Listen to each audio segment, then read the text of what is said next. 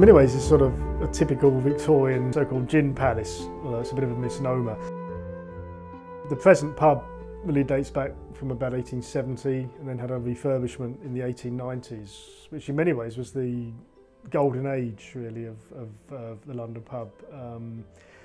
It's quite small, and yet the space that we're looking at today would have been further divided up. If you look at the front of the pub, there's 3 doorways. They would have all led into separate spaces. In many ways, a typical late Victorian pub. Intimate. If you wanted to sort of take your mistress into the pub, you know, and not be seen by somebody, then you could go into one of these little snugs which they liked so much.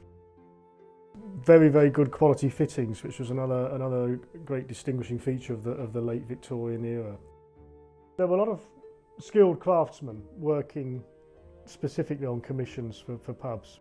A technique called French embossing, which came over from the continent, so that the skill of getting that glass to reflect and shine, the depth of the glass there.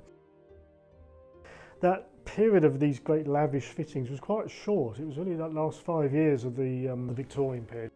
The Red Lion is a very good example of this opulence and extravagance, and they've lasted up pretty well. They've stood the test of time and they're still very popular with Londoners.